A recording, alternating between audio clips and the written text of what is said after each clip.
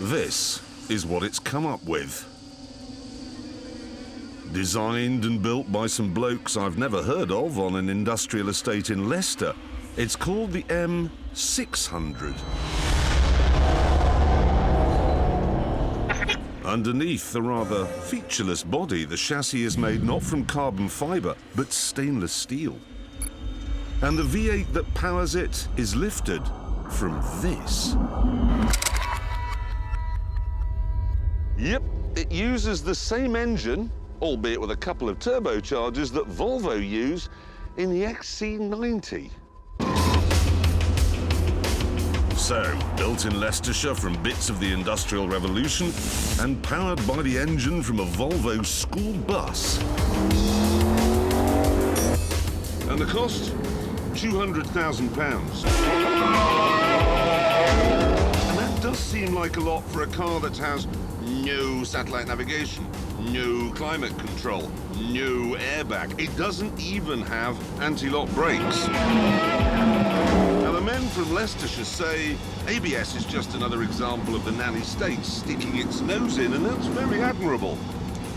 But you can't help suspecting the real reason it doesn't have ABS is because when you're operating out of an industrial unit in Leicestershire, you can't really afford them.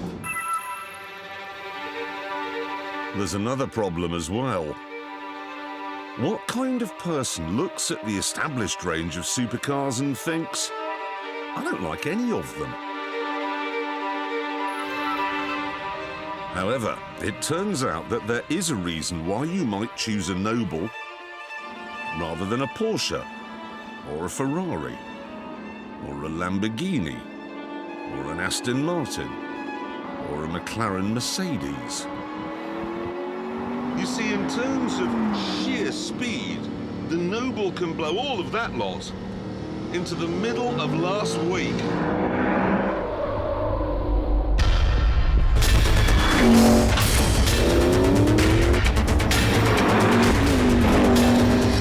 Let me show you what I'm on about here. I'm currently doing 40 miles an hour in second gear. Ready? Foot down. And there's 60.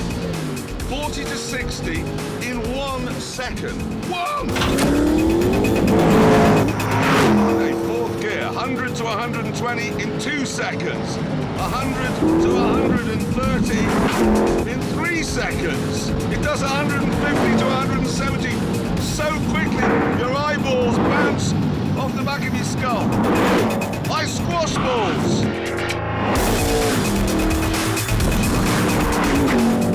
Braking, oh my God. You have to push. There's very little servo assistance there. Oh. And if you push too hard, you lock them up because there's no ABS. God, it's quick. That's mind-blowingly fast. That is properly head-alteringly quick.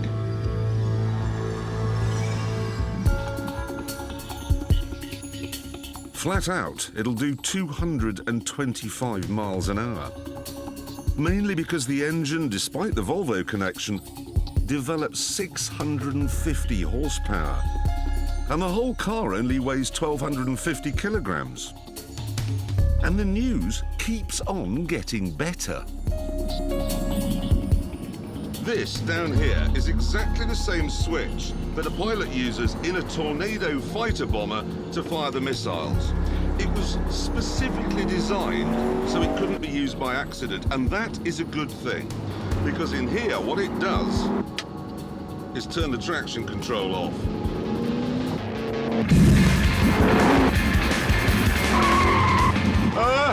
I wish I'd kept it on. Oh, I really wish I'd kept it on.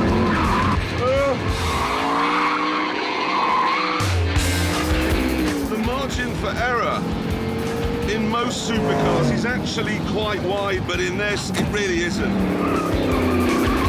Oh, stop.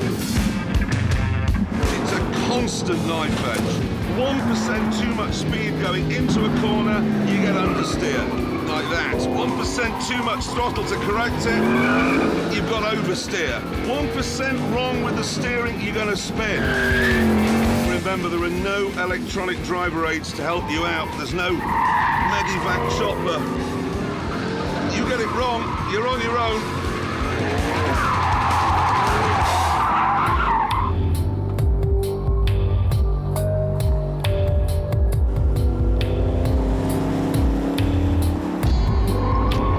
There is a fantastic sweet spot in this thing, but even when you find it, you're often too terrified to enjoy the moment. To really enjoy it and to find it regularly, you have to be a much better driver than I am. I'm not really doing this justice. Driving it fast, then, you need to be good. But weirdly, to drive it at all, you don't.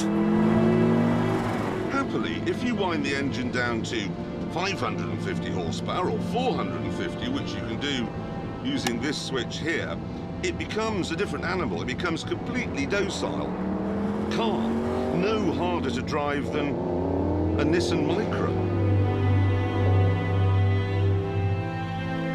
And like the old Noble, it's quiet and extremely comfortable. It really does ride beautifully.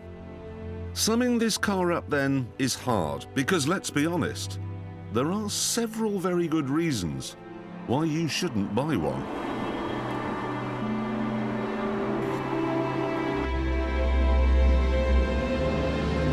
But there is one very good reason why you should.